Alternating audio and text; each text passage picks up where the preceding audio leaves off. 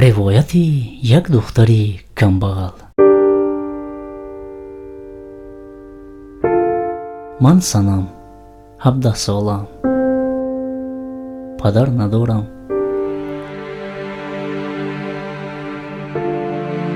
модари бечорам дар саҳро кор карда рӯзи ман ва 2 хоҳаракамро бо як азоб мегузаронад. зиндагиамон хело бад аст.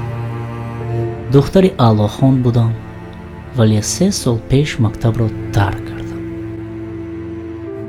ҳамсинфонам либосҳои хуб доштанду ба ҳоли мани ҷандапӯш механдиданд.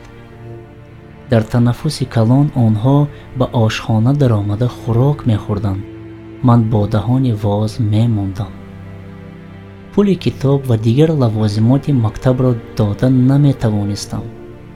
ҳамеша дар назди муаллимон сурху сафед мешудам. билохира бепулӣ маро маҷбур кард ки тарки мактаб намоям.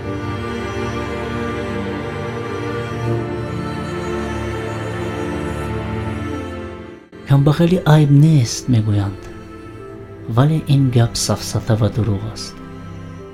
камбағалро касе одам намешуморанд.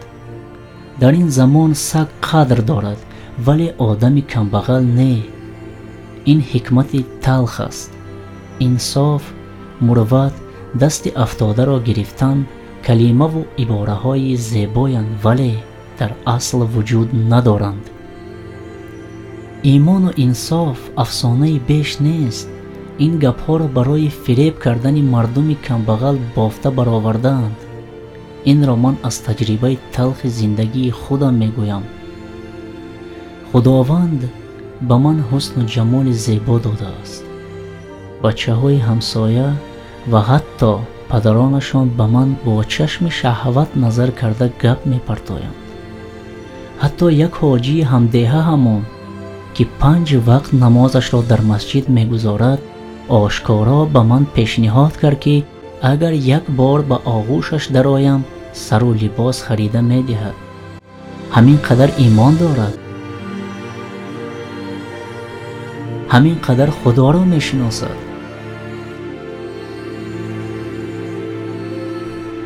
ин одамони зоҳиран худопараст ва таквдор. маро касе келин кардан намехоҳад, чунки бадномзада ҳастам.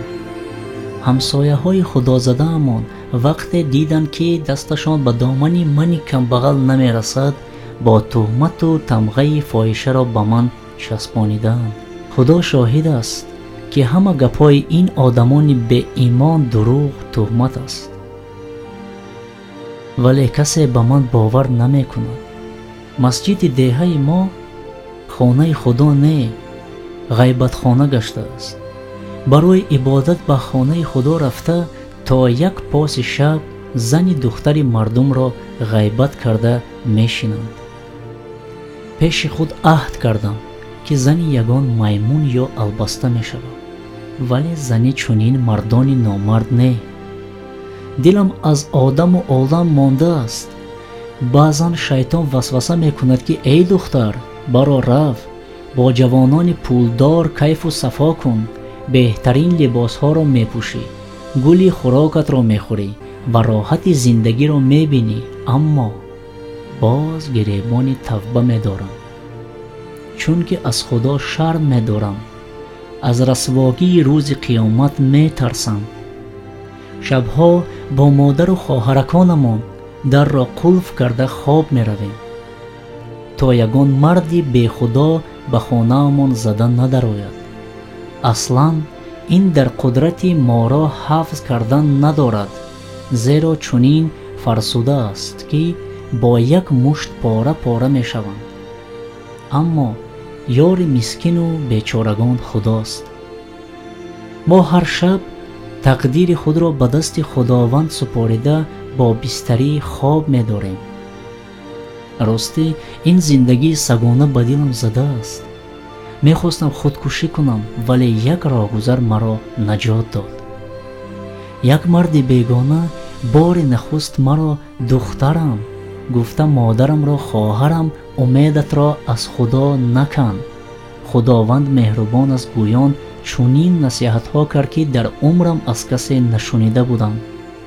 آن راهگذر را شاید خدا فرستاد، شاید فرشته یا ملائکه بود، زیرا چخیلی که آمد همان خیل ناعیان برآمده رفت. با وجود این من دیگر به کسی باوری ندارم.